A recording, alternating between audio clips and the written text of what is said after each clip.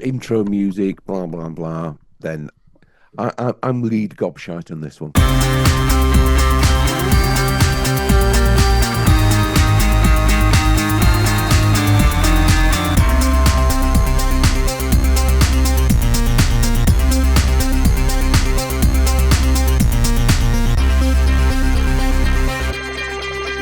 Hello and welcome. Episode, I'm going to go for 5. I'm not quite sure if it's 4 or 5 or 6, and it depends, frankly, which order we put these out in, such as modern technology. My name's Ross Brown. Welcome to Brown and Marsh. You're the only podcast you need to listen to if you're interested in marketing and new business. And here's my gorgeous co-host, Mr. Christopher Marsh. Hello, welcome. Thanks very much for listening. Is that it? Oh. You don't talk much, do you? I'll let you do the talking bit. Yeah, you let me do the gobby bit. So over the next 45 minutes, something like that, you'll hear me probably talk a lot because I like the sound of my own voice before anybody else says it. Chris chirp in and make some very valid points where I'm waffling. And I'll give you a couple of tips about marketing. It's what I've done for 30 years. And Chris will give you some tips about new business. So, Chris, very quickly for new listeners, give us your potted history. Yeah, thank you. Well, I'm 26 years of new business sales mostly in Manchester, a little bit in Birmingham and London. But I started working for a tech company in 2000 in Manchester city centre, and it's all I've ever done. It's what I love doing, and I find most of my days I'm spending my time helping people, making introductions, giving advice, showing people that I understand the business, and just generally giving help where I can. So it's what I love doing. And I'm lucky enough to be able to do it for a living now. And thank you very much. I've had similar, just a few more years than Chris. Started off as a journalist, moved into marketing. One of those people who does a bit of everything and does it properly. Doesn't just say he does. I mean, everything from strategy and planning through to design, web development, video editing, copywriting, the whole lot. I tend to work with SMEs and business to business. If you want somebody to sell Coca-Cola, I'm not your man. If you want someone to sell fabricated sheeting or something welded, then give me a shout. You can find out more details about me at www.rossbrown.co.uk. And my website is www.agentsof.co.uk. So I've got a tip of the week. Go on. I've just thought of one. And you had it's a good job. Joking, yeah. It's think about how things sound. And it's just reminded me just talking about websites and things like that, because when we were coming up with names for this, Brown and Marsh wasn't the first name we came up with, surprisingly. I was trying to be completely kind of laid back and groovy and went, no, Marsh and Brown, because I've got a boring surname. And I mentioned this to my girlfriend and she went, why would you call it that? Well, Ross Brown, Chris Marsh. She went, oh, Marsh. And she'd heard Martian. And she thought we were talking about, the solar system. And don't get me wrong, she's an intelligent woman. She's not an idiot, but it's almost one of those things, don't just trust what it looks like written down. Yeah. Say it out loud. When you're naming your kid, you always think about how the names would sound together. So little things like that. And make sure you check if you're planning to be pan-European, for instance, that it's not a swear word in Finnish. Did you check that? Well, no, but I did not for us, obviously. But no, for example, when Vauxhall launched the Vauxhall Nova, do you speak Spanish, Chris? I don't. Nova means no go. No, senor. Yeah. Does it? Yeah, it means no go. Nova. And strange enough, they renamed it for Spain. Yeah. So just little daft things like that. Think how the name's going to sound, how it's going to look like, and when you draw a logo, make sure there's nothing penal about it. Just go to the lowest common denominator, basically. How about yourself, Christoph? Yeah, that's a good tip. So from think about how things sound, I'm going to go the opposite. Think about your visibility. I often use there's 3 words that I love using as part of my outreach, my LinkedIn, my posts and things, and I always say visibility creates opportunity. You must say that every single episode. I'm getting bored of saying it. I'm sure the listeners are also. Visibility creates opportunity. It really does. And again, conversations that I've had earlier today with people, because we're not getting as many clients as we used to. We're not getting many inquiries. So again, I'll sort of ask a question. Well, how often are you going networking? Not very often.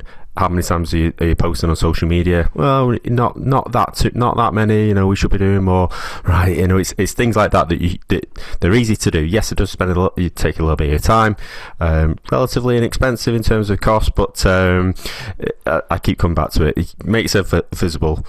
Tell people what you're doing. Tell people what you're working on, how you can help them. Different scenarios of things that you've done that have made a difference to people's lives, and you will find that opportunities will come off the back of it. So my tip is to use those 3 words. Think those 3 words. Visibility creates opportunity. I must admit, like I said, I'm joking, but you mention it because it's your catchphrase. I mean, A mantra, absolutely. Yeah. I always say mine. Oh, how do I phrase it now? Don't tell me what you can do. Tell me what you can do for me. Because too many websites just go, "We're brilliant. We can do that." No, people don't care. What can you do for me? I'm selfish. You want my business, and it's a similar kind of thing. You've got to tailor who you're speaking to, create visibility, create a connection. Because there's other people can do your job. And possibly just as well, Chris. I hate to mention it. Yeah. Did it with me. So, you've got to get out there. You've got to shout a bit louder than other people. Yeah. I can't go to a networking event in Manchester. Well, for 2 reasons. One, court order. But secondly, I can't go there without seeing you. There's you and a couple of others. Shout out to Paul Mirage of Business Connect magazine, because if you're not there, Paul's there. But you are always out and about. I often wonder when you have a chance to do any work. Me too. Perhaps our guest for this afternoon might be able to tell us more about his attitude to things like that as well. Oh, you're getting better at this, aren't you? Yes. So, Mr. Guest, would you like to introduce yourself and tell us a little bit about yourself? Yeah, sure. Nice to see you both. So my name's Jim Carroll. I've been working in technology for, I was just thinking about this, 40 years now, one way or another. I'm not that old. I was going to say, you're not much older than me. How the hell have you managed that? I started in the 8-bit computer revolution of the 1980s when I was barely a teenager. And, wasn't really work, but I wrote computer games, got them published in magazines, so that sort of counts. Anyway, so I was in the technology business. Who are you now, Jim? Go on. Where am I now? Where am I now? Who are you now? Yes. Why are we actually on here? Not just it's my mate, Jim. There's more to it than that. I'm currently CTO of a software company with a specialism in AI called Digica. We're based in South Manchester, but we've got our big development centres in Poland. We've got places in the States. We've previously been in Germany, and I spend an awful lot of my time swanning around the planet. You do, yeah. I often would go, Jim, do you fancy a pint? Love to. I'm in Finland. Oh, that old excuse, whatever. So, go. You've started off writing code on what was that on? That wasn't on a PC, I imagine. What was that on a Commodore? No, it was the 8-bit computer revolution of the 1980s when everybody first got things like ZX Spectrums or Bit 20s in the house, things that most people would only see in museums these days. I came to Manchester in 1989, possibly the best thing I ever did, in the middle of the Manchester Revolution, to study electronics at UMIST, as it then was. I realised pretty quickly that electronics is only kind of part of the story for me. The software is my thing. And so after I left university, one way or another, I've been working in software for, 30 odd years now. Most of that time was as a developer. But I've not been working in one domain. I started out working for GPT in Nottingham, so that was telecom stuff, low-level embedded telecoms equipment control, all in C. C++ wasn't really a thing then. Yeah. You tell the kids that today, they won't believe you. Then, for various reasons, I ended up back in Manchester. I worked for Ferranti in Wythenshawe, and if you've ever flown from Manchester Airport, those blue screens with all the flight times and things on, I did that. Not single-handedly, of course, but I worked on that. So very different thing. Yeah. Wow. And then I jumped ship and got in with a company that was doing stuff in the mobile world. So I became a mobile developer. But I wasn't working on apps as we know them today. or the kind of software that you're on a PC. I was playing with phones when they were piles of electronics. So things looking a little bit like that. Which really works well on an audio podcast, Jim. The No, it gentleman doesn't. showing is a circuit board with 2 chips on it. Two Which he has flashing kicking around lights his at office bottom. desk, obviously. Two flashing lights. Yes. Two Oh, flashing sorry. lights. I missed the flashing lights, Jim. So what attracted you to geekiness? What was it about you? Because I know you as, a very talented guitarist, and I would say football fan, but it's Derby County, but you get the idea. Sorry, So- that's just, I've just had a look from Chris going, oh, he's a Derby County fan. Oh, Derby County. All right. They knocked us out of the cup a few years ago, and yeah. Sorry, go on, Jim. Yeah, we did. It was actually the weekend my second son was born, I think. Oh, really? Oh, how lovely for you. You couldn't sound less sincere if you tried. I saw Shay Given the next day. I'll tell you a funny story. Saw Shay Given the next day, and he was goalkeeping coach, and you beat us on penalties. And I saw Shay Given celebrating probably a bit too much for my liking. And I saw him the next day trying to cross the road, and I very immaturely didn't let him cross the road, and I drove past. And I tweeted him, and I commented about Shay Given, and he liked the tweet as well. So there you go. Funny story. Anyway, so the question you asked me, Ross, was how did I get into this? Yeah. It's got to say. Oh yeah. Who wakes up and goes, I want to play with circuit boards? So I got into electronics largely, and this is stupid, chance. I was doing an open evening at school, and I was in the technology block, and I built something, and a friend of a friend's parent came by, and he said to me, "Oh, electronics, James, there's money to be made in that." And honestly, that is how I decided my degree. Simple as that. Not a smart idea, but that's what I did. Nothing wrong with that. Out for you. You've done all right for yourself. Yeah. Well, it did work. It did work out all right. But that's not. I know people who plan their careers properly. I did, and you're doing better than me, Jim. So shut up. Anyway, so that was electronics. One of the things I discovered though was, although I like systems design and I like problem solving and I like thinking about things in the abstract, it's good to get your hands dirty and actually build things. But what I found with electronics is, for various reasons, soldering is never going to be me. And if you're going to build things, certainly at that time you need to be able to wield a soldering iron effectively. And it just wasn't me, not got steady enough hands, not into it. And so I became a software guy, which was what I've been doing back in the early 80s. So it's basically about problem solving. Now, I could witter on about all the various projects I've done over the years, but the theme, there's no constant theme. I've been lucky enough to work in telecoms, mobile, semiconductor companies, automotive, TV technology companies, banking, and now the AI revolution's upon us, and that's what I'm doing. So it's really, really broad.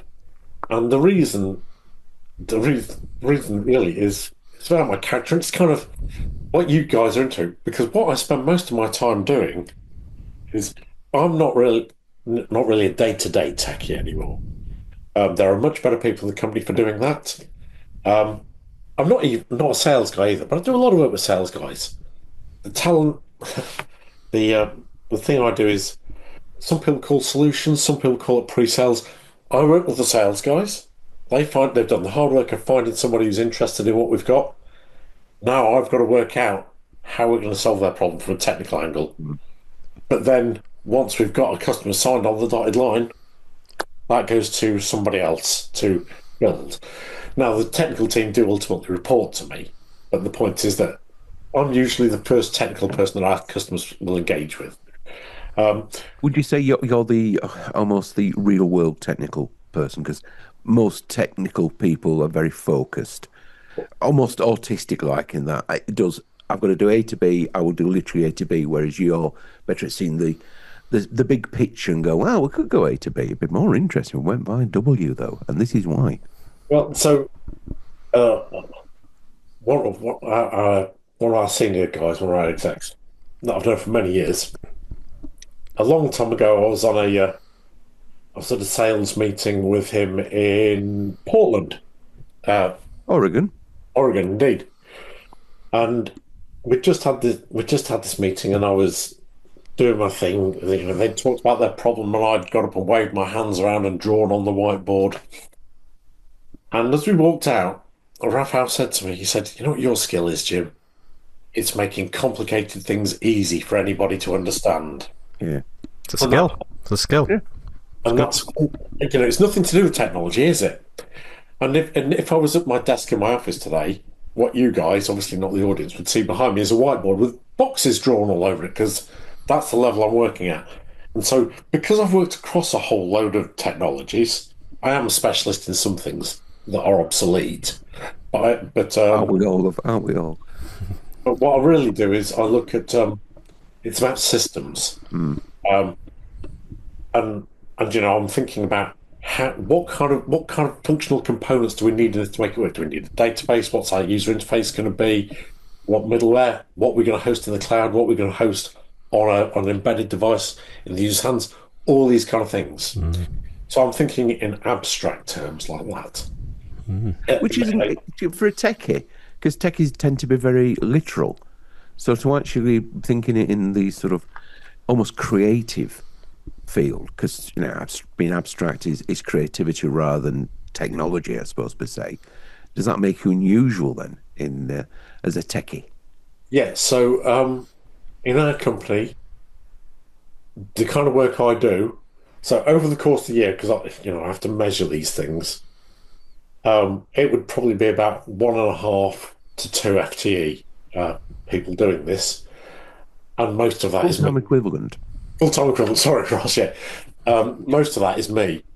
Now we're a relatively small organisation, but if I go back to my previous company, where I led that same function for a team of 1,400 people, there were only 10 of us in the organisation that can do it. It's really, really rare. The difficulty is that it's often difficult to work out who can do it, because it's about a kind of certain abstract, being able to abstract things. So Why do you think you're good at it?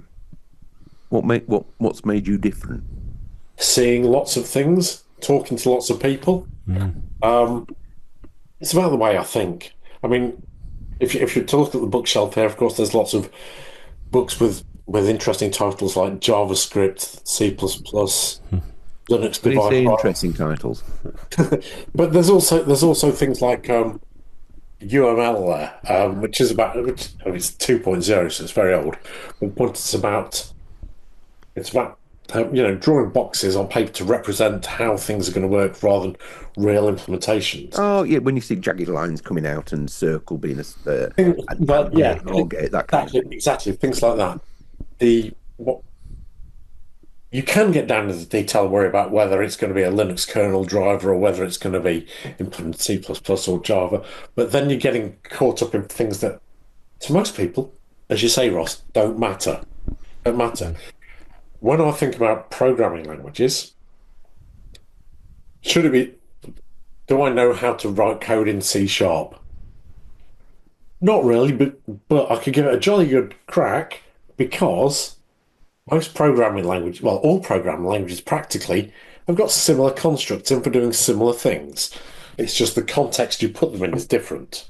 Do you think that, as I said, I know you as a guitarist, you and I have been to a few gigs together. Do you think that creative element to your brain, because playing the guitar and, knowing if you're playing in the key of G to go in a certain way, or if you're going to do solo, yes, there's a kind of, you're going to follow that scale, but also you're going to go riff off it occasionally as well. Do you think it's the same kind of skill set? Um, yeah, absolutely. I mean, there's always a framework you've got to stick to, or a framework that makes sense. Yeah. And you can tell that when you're playing the guitar, when you hit a bum note because you've picked something which just doesn't fit the scale. Yeah. But at the same time, yeah, I mean, there's a rigor, there's a framework to what you need to do. but you riff on that exactly. Mm. So when I'm talking to customers about the kind of things we've done, um, another one of my mentors from the past, he said to me, and I didn't notice I was doing it until he pointed out. He said that a good sales guy in this domain really only needs to know about the details of half a dozen projects, because the trick is when somebody asks you, you pick a project you know about and you find a way to make it relevant. Makes sense. And well, I mean, as we're here really to be talking about marketing and new business, and without it becoming Tech Weekly, which the thing is, you and I would quite happily listen to. Chris would drop off, as would everybody else listening. No, don't say that. No, I'm a techie geek at heart. Well, yeah, I am. Yeah. I was gonna. One of my questions was going to be about what was your first computer? What was your first? Was it whether it's a gaming device or what? So the programming actually started when I broke my leg, and I'd not a lot to do. When I got home, couldn't get about, had a massive cast on, and I was lent a VIC 20, a Commodore VIC 20, Ooh. Right. which was is laughable now. It's got less power in it than this watch. And that's not even a smartwatch; it's just a wind-up watch. This is a clockwork. It's a wind up. So we've so it was a VIC 20. I got into that around about the same time. My dad bought a ZX Spectrum, and he tried to get into that. He was quite interested in it. So my mother bought me and my brother one, and then things just ballooned out of You control. were just fancy, you see. I had a ZX81, 1K of memory. Well, things then Didn't even have ballooned the out, RAM pack. 1K. things ballooned out of control because my brother. Of course, we were into playing games, but I also was interested in programming. But I wanted something a bit more powerful, a bit different. So I bought an Amstrad CPC 464 with money from my paper round. Was that with the dual diskette things in the monitor? That it had a built-in monitor and a built-in keyboard. Sorry, built-in cassette player. Yeah. But it was the same generation of machine chess. So that was my first computer. But I think ever since then, I've always owned at least two. Yeah. What followed after that? Obviously, because like you say, things changed in there. There was an explosion, and what followed after the Commodore? So after the Amstrad was the last one we talked about. I got a second-hand Atari ST after that. Yeah. Atari ST. Ross will know because Atari STs they changed the game a little bit. Commodore Amiga, because they were 16-bit rather than 8-bit, which meant there was more you could do with them. But the crucial thing, and this coincided with my period as a student in Manchester, was you could do all sorts of music stuff with them. There was a great application on them called Cubase. Yeah. So I remember being stood in the living room of our student house in Rusholme with all our guitars plugged in and trying to work out how we could get this thing to make a sensible noise. Amazing. What, the guitar or the ST? All the students. I pretty much started pre Atari ST, but an old Atari 2600. But Atari ST was just game changer for me. And then Amiga 1200 was it? And then it's just consoles were accessible and gaming changed from the Amiga, didn't it? I suppose when Mortal Kombat came out, that's when things changed for gaming, didn't it? You're not a gamer. I'm not a gamer. I'm leaving you two to this. I remember playing Jet Set Willy, and that was, kids, by the way, Jet Set Willy, not as dodgy as it sounds. It was a perfectly decent game, all right? If you say so. Jet Set Willy actually had some interesting things about it, if you can digress for a second. So firstly... We appear to be doing quite well in the digressions. Chris, where you're located, the guy that wrote that, he lived on Burton Road, so not far from where you are right now. Just around the corner, yeah. Matthew Smith, his name was. Yeah. He got, for his first game, Manic Miner, he got paid £20,000. We thought, £20,000? What a phenomenal money. I think he was only a teenager, so it probably was a phenomenal money. It was. He But the other, disappeared. He went to live in Amsterdam, I think, or he went to live in a hippie commune somewhere. He kind of yeah, that's right. because he became almost this myth and legend in Matthew Smith.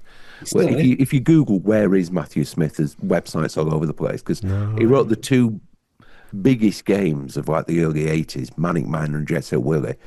And then I think he just got too stoned and just went, sod this game of soldiers and took his money and buggered off.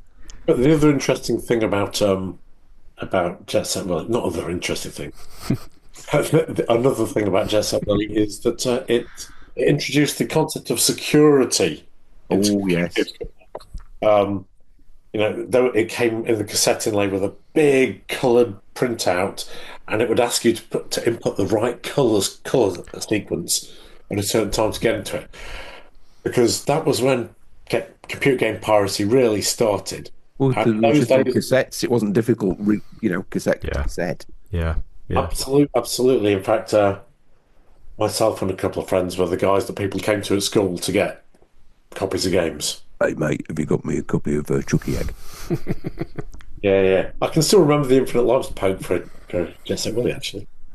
Yeah, that again sounds dodgy. You've got to put it in context. A poke and a peek.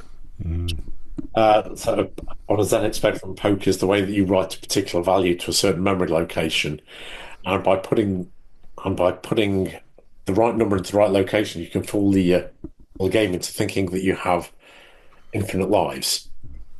And so just for the record, poke 35899, will give you infinite lives on Jet Set Willy. It's 1985. Right, thanks for today. I'm off to go and fire up my ZX Spectrum. Yeah. That's me sorted for the afternoon. That was a big digression. I'm not sure when. Mate, I think this is going to be. I should have warned Chris. We've gone from Derby County to Jet Set Willy, and Oh, he hasn't even started on Derby County yet. Don't. I'm warning you now, Christoph. Oh, look, we are meant to be talking about marketing and new business. So, right. I mean, I know. I won't mention his nickname, but I know your main sales guy. Do we call him this in public? Not on a podcast, no. We can call Okay. him Mike for now because that's his name. We'll just call him Mike then for now. So, I mean, I know you've worked together for years and he's your main new business guy. But obviously, you two work together on identifying the clients. I mean, how do you go about that?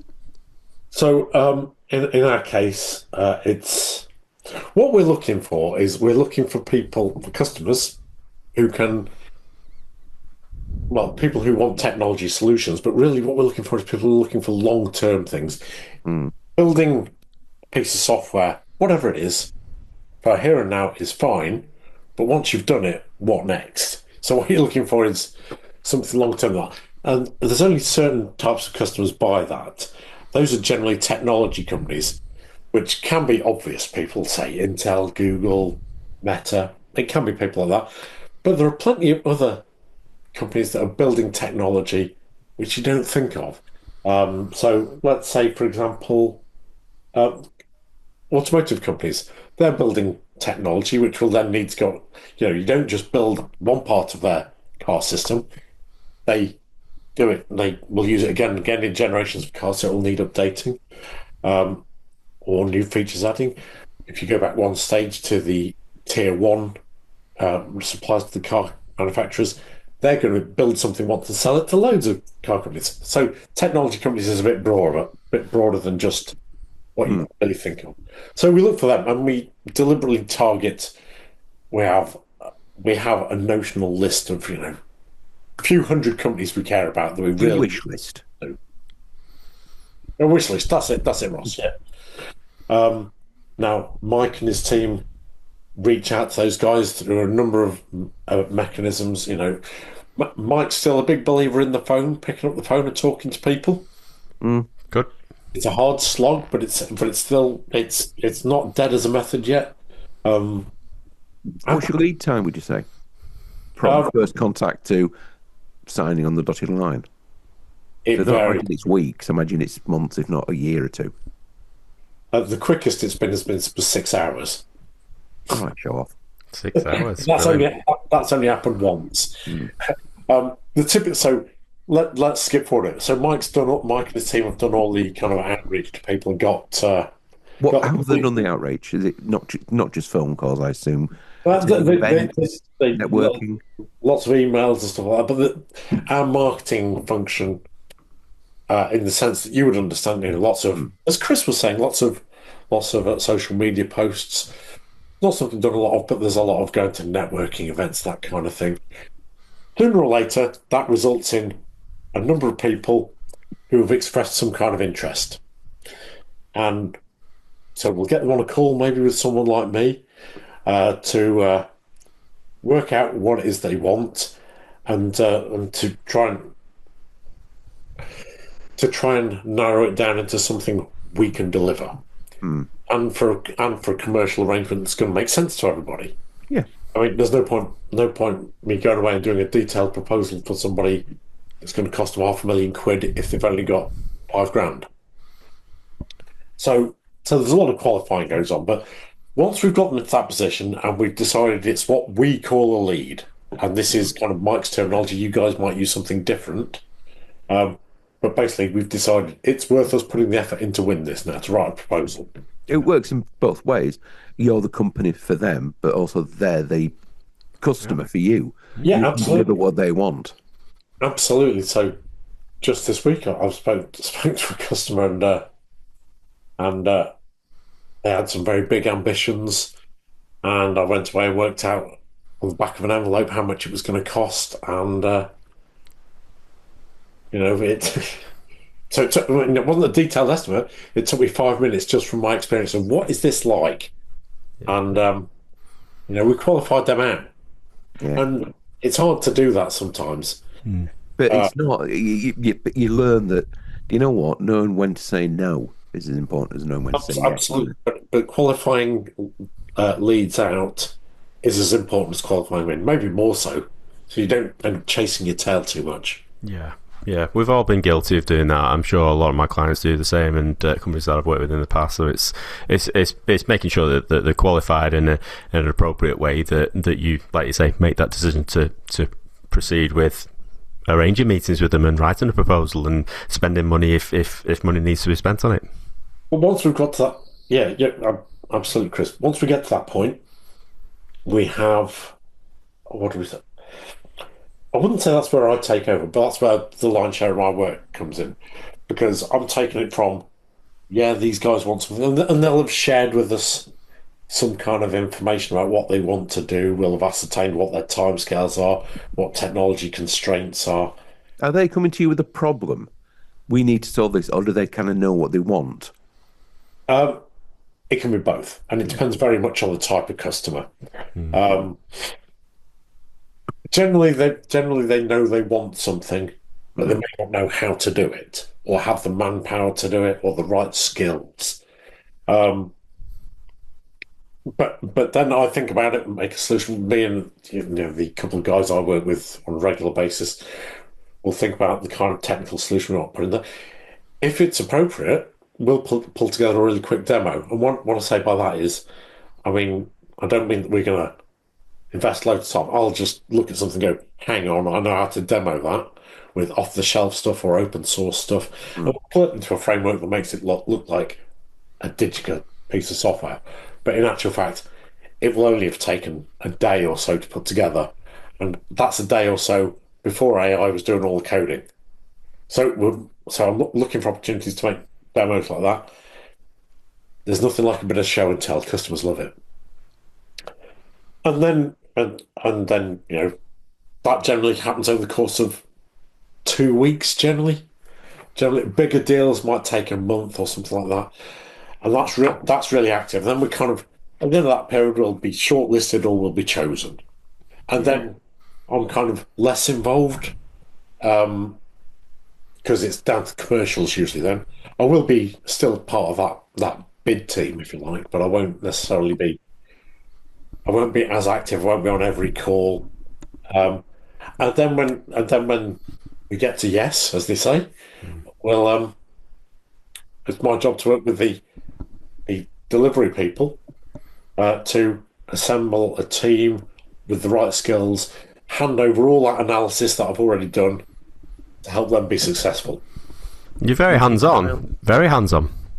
Yeah, I mean, I, I'm more hands-on than a lot of people. So CTO means different things to different people, and I've never met another CTO who does quite what I do. Yeah. In a big company, of course, that just means some executive high up with some responsibility for setting out a technology roadmap. Um, in our company, it means it's more like being an engineering manager with a specific responsibility for the the early stage stuff. Early stage stuff. So Yeah. most of the work, Architect almost. Systems architect. Yeah. absolutely, that's if I wasn't going to do this job any longer, that's what I'd do. Yeah. I Yeah. can write code, and I have done it within the last week, believe it or not. Ooh. Not Was it much. did it work? That's a different story. Yeah, okay, yeah. But even being in that position, it'll help you sort of keep your hand in, understand the latest technologies, what people are using now, what things have sort of things have worked in the past. That must really lend its benefit to you. It does. Although I'm going to quote an old colleague of mine, sadly no longer with us. Ralph, his name was. And Ralph wasn't really a technology guy, not a software guy at all. He knew a bit. He knew a bit.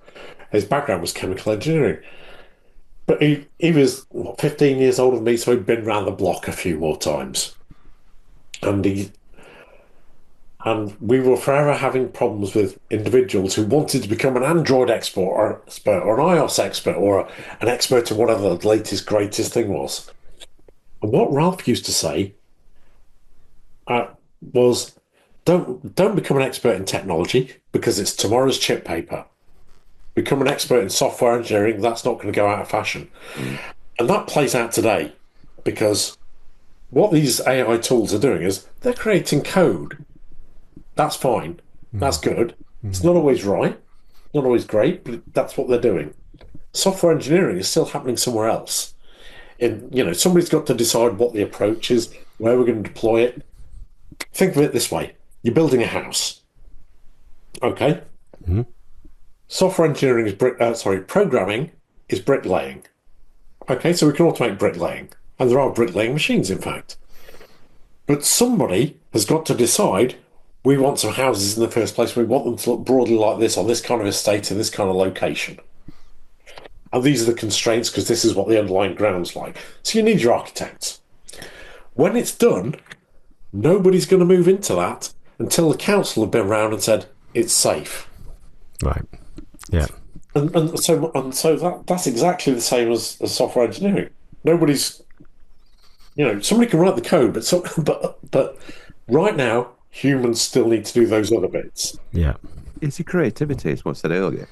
Yes. It's AI can do the heavy lifting, but you need somebody to come up with the idea. It can't think originally. It can use your parameters. It's artificial intelligence. It's not real. It doesn't understand why a poem moves you or whatever. It can pretend to and have some understanding based on what people have told it. But it needs somebody like you to come up with you need a widget to do this. Right. Yeah. I've come up with the parameters. Go and build it, Mr. AI. So yeah, that's kind of what I'm saying. Well, that's exactly what I'm saying. I thought so. We have to put a little bit of caution in that because never say never. People who make technology predictions make mistakes. All the time. If you predict something's going to happen, it won't. So these tools will get better. Will they ever be good enough? Or maybe they will, maybe they won't. Will it happen in my working lifetime? Not if I can help it. And that's because I'd like to stop working, not because I want to stop progress. Yeah. So, yeah, it's the key message from what Ralph's saying. It's kind of similar to mine. Is it's not about specifics; it's about the big picture. Yeah. It's a conversation that I often have with my technical clients. You know, you look back at how technology changed over the last 20 years. So it's exciting to think what it could look like over the next 20 years. And again, some of the principles that you just talked about then, you know, they still need the human element to control what that sort of looks like. Yeah, we can be very precise about that even. I am a world expert in Symbian. Now, Symbian was the operating system used in mobile phones by Nokia and Sony. Yeah, that's useful. Right.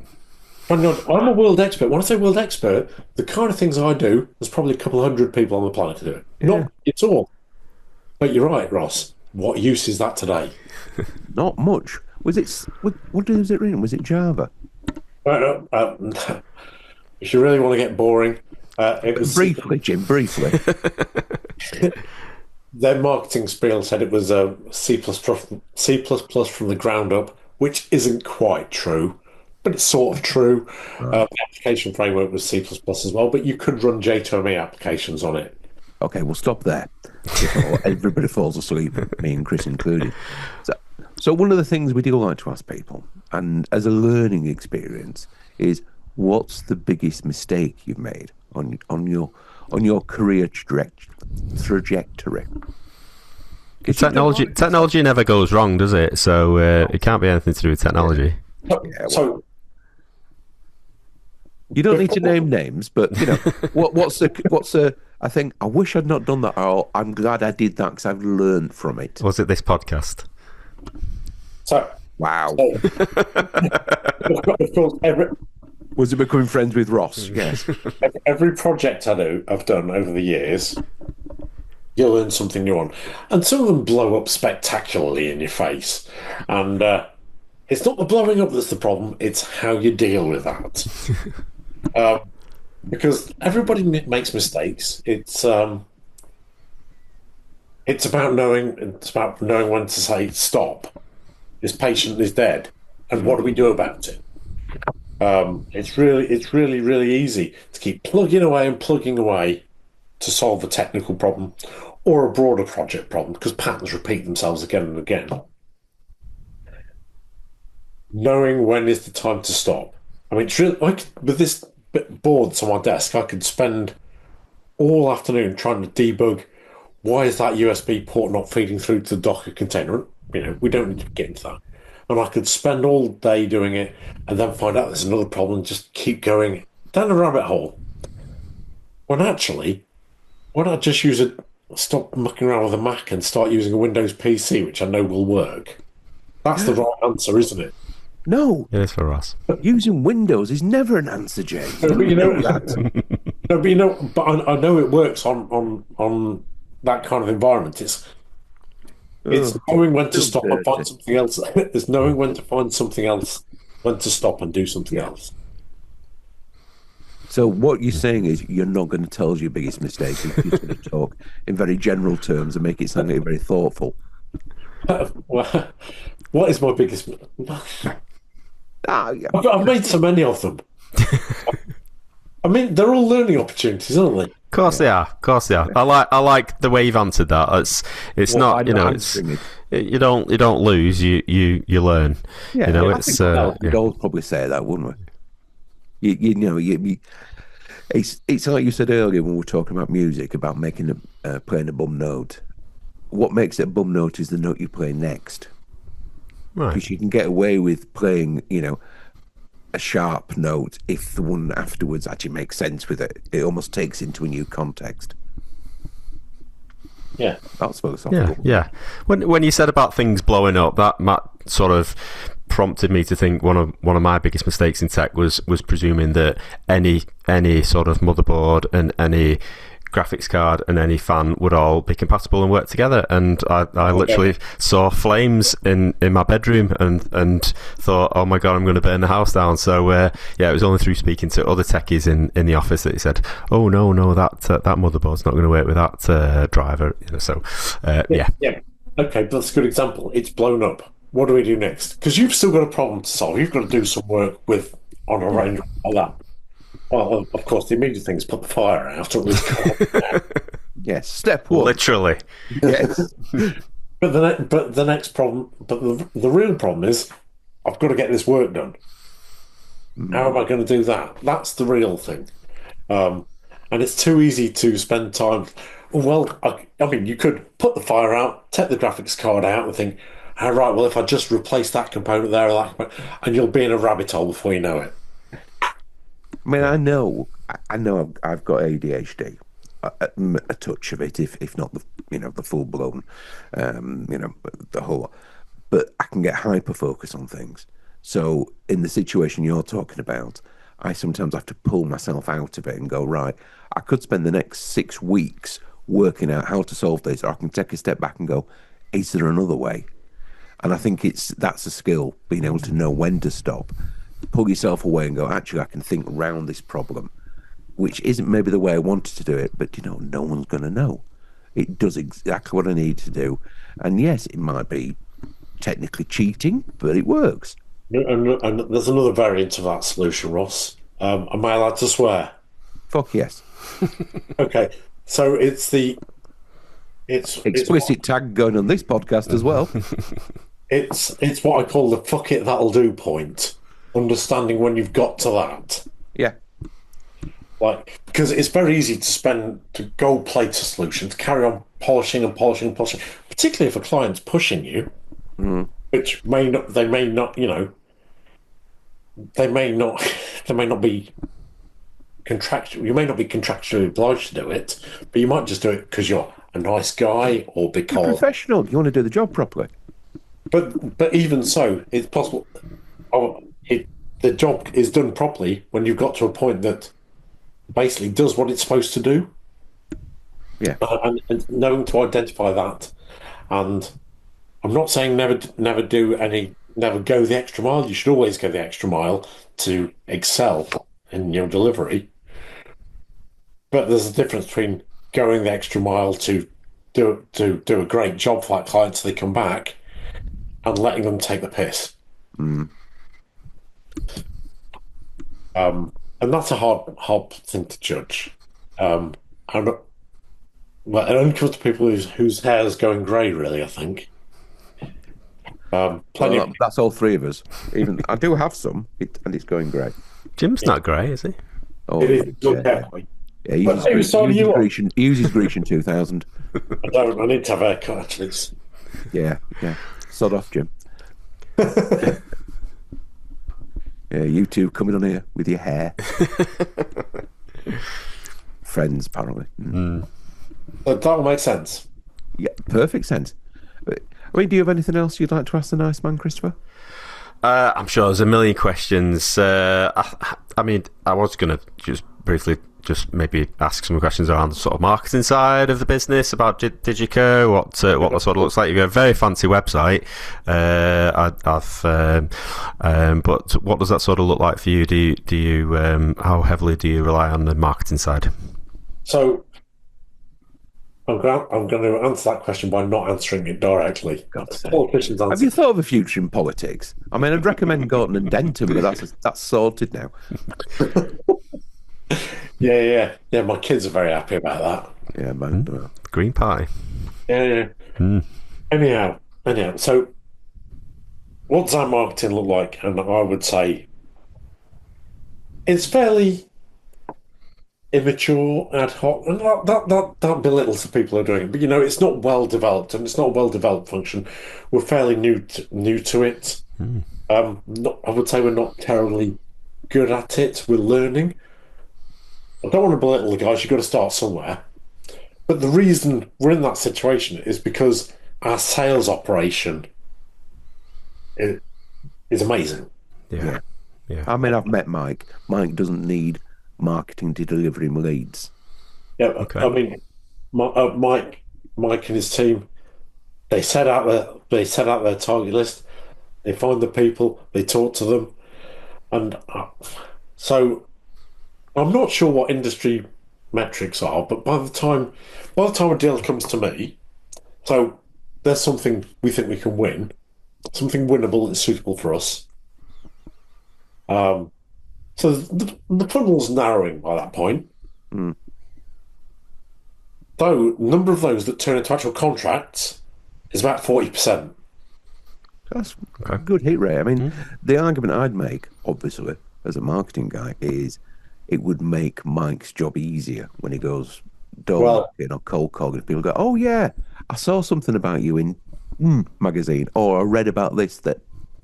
So the let's say the couple of grand a month you'd pay in marketing, it would hopefully have leads coming to you rather than you guys having to go to them. And then when trying to he's sell making to the me now, phone call, Ross. sorry. He's trying to sell to me now.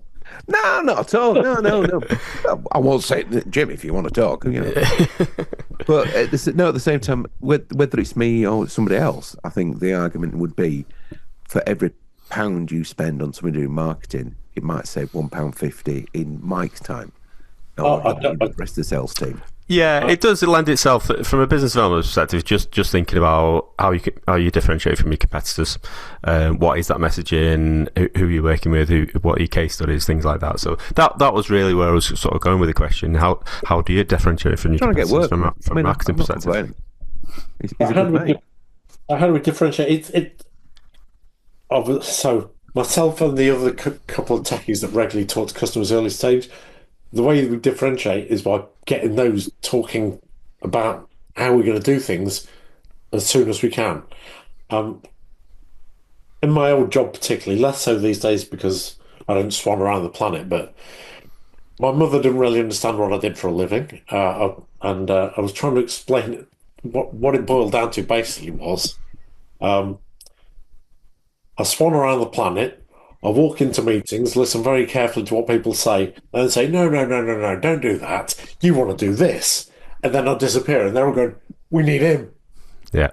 He walks in, chucked in a technical hand grenade, and buggers off. Pretty much. Who was that masked man? But it's pretty much that. It's, yep. And it's really easy to say banal stuff, obvious stuff. So I do like to be a bit controversial as well, if I can. Say something that isn't necessarily the right answer or necessarily the main issue, but something. Have you thought about this? Ideas, Give them ideas, or convince them early on that we're the smartest people they need. They will ever need to know. Yeah. I think that's going back to the marketing. I think that can help you with that credibility element, but you've still got to walk into that room. Marketing might knock on the door. You've still got to walk through that door. Perhaps that's a better analogy from the business. That's the idea. I always find it funny when I see a job advertised for sales and marketing director. So they're two different jobs. Marketing is that generates the interest. Sales is what gets the business. I can't create a sale for you, but I can generate enough interest that when you go knocking, or people decide to ring you. Yeah. But it's the sales team, it's the Mikes of this world who go convert that into a nice fat contract. Thank you very much. making those conversations easier, like I say, with Mike and his team, speaking to them. How do you make that conversation easier?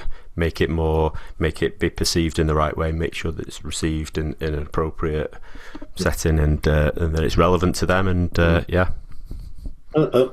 mean, there are other things we do in there as well, just for record, which is that every time we complete a project or get to an important milestone, we'll provide some kind of write-up, some kind of case study. So Mike has a master slide deck with about 200 case studies in it.